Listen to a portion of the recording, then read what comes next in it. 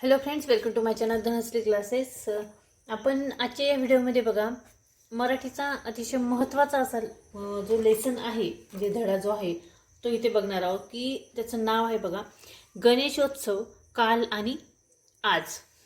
आता या लेसनमध्ये नेमकं गणेशोत्सवाबद्दल आपल्याला काय सांगितलेलं आहे ते इथे समजणार आहे. गणेशोत्सव कशा पद्धतीने साजरा करायचा, कोणत्या पद्धतीने तो केलेला योग्य आहे आणि गणपतीचं विसर्जन जे आहे ते कशा पद्धतीने केलं पाहिजे. ठीक आहे. तर लेसनला सुरुवातीला तर काय म्हटलंय की आपण आपल्या भारत देशामध्ये विविध सण उत्सव साजरे करतो आणि त्याचे विशेष महत्त्वही देखील आहे. आपल्याला आवडणारा एक महत्त्वाचा सण म्हणून आपण गणेशोत्सवाचा उल्लेख करतो. खरं तर गणेश उत्सव जो आहे या सणाला जुनी परंपरा आहे. ती कोणती? तर तेव्हा भारत इंग्रजांच्या गुलामगिरीत होता. आता गणेशोत्सवाची जी परंपरा आहे ती नेमकी काय आहे ते आपण इथे बघूया. भारतावर परकीयांची सत्ता होती, म्हणजे दुसऱ्या देशाचं राज्य जे आहे ते भारतावर होतं. इंग्रज शासकांची मनमानी चालू होती. म्हणजे इंग्रज ज्यावेळेस भारतावर राज्य करत होते त्यावेळेस काय घडलं की त्यावेळी भारतीय संस्कृतीवर आघात होत होते. जे आपली भारताची जी संस्कृती आहे, परंपरा आहे, त्यावरती ते आघात करत होते आणि लोकांना जागृती करून देणे, त्यांना एकत्र आणणे या उदात्त हेतूने लोकमान्य टिळकांनी सार्वजनिक गणेशोत्सवास प्रारंभ केला. बघा, आपली संस्कृती जोपासण्यासाठी लोकांनी एकत्रित आलं पाहिजे, हे जे धोरण आहे, हा जो महत्त्वाचा हेतू जो आहे, उदात्त हेतू हा होता लोकमान्य टिळकांचा. आणि बाळ गंगाधर टिळक असं लोकमान्य टिळकांचं पूर्ण नाव आहे. तर यांचा हा जो हेतू आहे तो लोकांना एकत्रित करण्याचा होता आणि लोक धर्माच्या नावाने एकत्र येतात हे यांना माहीत होतं. म्हणून लोकमान्य टिळकांनी गणपतीचा उत्सव जो आहे गणेशोत्सव जो आहे तो प्रारंभ करण्यास सुरुवात केली. आता जो सार्वजनिक गणेशोत्सव का म्हटलं की सर्वजण लोक एकत्र येणार आणि गणेशोत्सव साजरा करणार. याची सुरुवात लोकमान्य टिळकांनी केली. भारतीयांच्या आत्मविश्वासाचे खच्चीकरण झाले होते. जोपर्यंत लोकांना त्यांच्या धर्म, संस्कृती आणि इतिहासाबद्दल आदर वाटत नाही तोवर सगळे प्रयत्न निष्फळ आहेत असे लोकमान्य टिळकांना वाटत होते. आणि या कारणामुळे आपल्याकडे गणेशोत्सव घराघरात साजरा होण्याची परंपरा किंवा प्राचीन परंपरा होती. आपल्या घरामध्ये आपला धर्म, आपली संस्कृती जपून ठेवण्यासाठी प्रत्येकजण आपल्या घरामध्ये गणपतीची स्थापना करत होता. आता लोकमान्य टिळकांनी या स्थापनेलाच सार्वजनिक गणेश उत्सवाचं स्वरूप दिलं. त्यांचे प्रमुख कारण ब्रिटिश सरकारच्या विरोधी मत प्रकट करण्यासाठी व्यासपीठ मिळवून देणे हे होते. कारण धार्मिक कार्यक्रमात इंग्रज सरकारचा विरोध नव्हता, त्यामुळे स्वातंत्र्याबाबत जनजागृती, लोकसंघटन आणि लोकसंग्रह करणे सोपे झाले असते. पूर्वी गणेश देवतेची स्थापना फक्त घराघरात व्हायची, आता ती सार्वजनिक ठिकाणी होऊ लागली.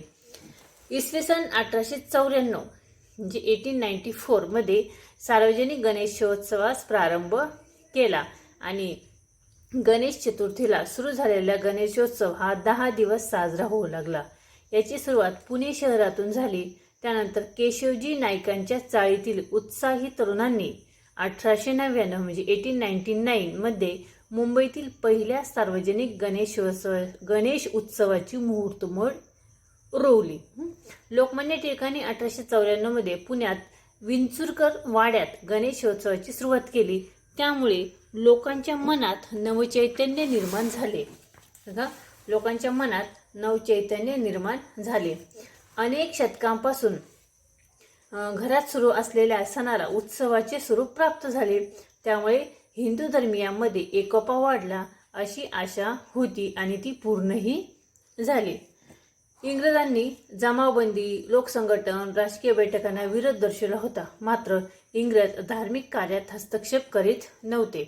इंग्रज जे होते ते कोणत्याही धार्मिक कार्यामध्ये हस्तक्षेप इथे करत नव्हते. ते लोकांना त्यासाठी एकत्र येऊ देत होते, पण इतर वेळेस लोक एकत्र आलेले त्यांना आवडत नव्हते. आणि लोकमान्य टिळकांनी त्यांची हीच गोष्ट हेरली आणि त्यामुळे त्यांनी धर्माच्या नावानेच हे लोक एकत्रित आणण्यास सुरुवात केली. पुढे हळूहळू पुणे शहरात सुरू झालेला हा गणेशोत्सव गावोगावी सार्वजनिकरित्या साजरा होऊ लागला. स्वातंत्र्य चळवळीला बळ देण्याच्या हेतूने सुरू केलेले हे ऐतिहासिक पाऊल ठरले. महाराष्ट्रात लहान मोठ्या सर्वांनाच आवडणारा गणेशोत्सव हा सण आहे.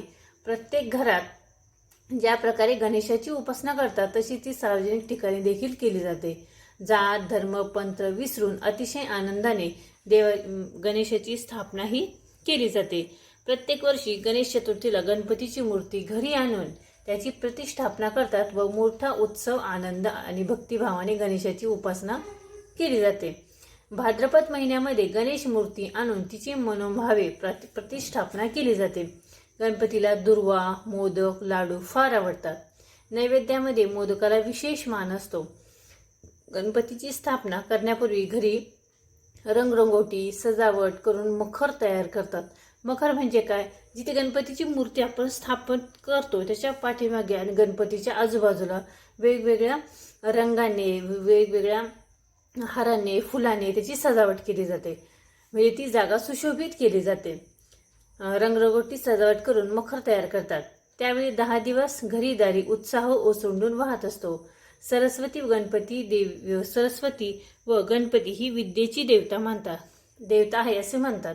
म्हणून शिक्षणाची सुरुवात श्री गणेशा गिरवूनच केली जाते. गणेश देवतेला विघ्नहर्ता म्हणून देखील संबोधले जाते. कोणतेही शुभ कार्य करताना प्रथम गणेशाची पूजा करतात. गणपतीला भारतीय संस्कृतीत प्रथम स्थान आहे. गणपतीचे गणेश चतुर्थीला आगमन तर अनंत चतुर्दशीला विसर्जन होते. बघा, गणेश चतुर्थीला आगमन म्हणजे गणपती आपण त्या दिवशी बसवतो आणि अनंत चतुर्दशीला विसर्जन म्हणजे अनंत चतुर्दशीला गणपती आपण विसर्जित करतो. 10 दिवसांच्या आराधना पूजेनंतर गणेशाचे विसर्जन करतात. गणपती बाप्पा मोरया असा गजर पूर्ण वेळ ऐकू येतो.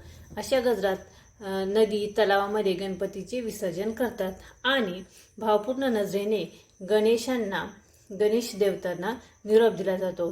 गणेश देवतेला पुढील वर्षी लवकर याची प्रार्थना केली जाते. ठीक आहे. अशा पद्धतीने हा जो लेसन आहे अतिशय महत्त्वाचा लेसन आहे आणि यातील प्रत्येक लाईन जी आहे प्रत्येक पॉईंट जो आहे खूप महत्त्वाचा आहे. तुम्ही लेसन व्यवस्थित वाचा म्हणजे आपली जी संस्कृती आहे ते देखील समजण्याचा आपल्याला यातून नक्की मार्ग मिळेल. हा व्हिडिओ कसा वाटला कमेंट्स करून नक्की कळवा. व्हिडिओ आवडला तर व्हिडिओला लाईक शेअर करा आणि चॅनलवर नवीन असेल तर चॅनल सबस्क्राईब करा. पुन्हा भेटूया पुढच्या व्हिडिओमध्ये.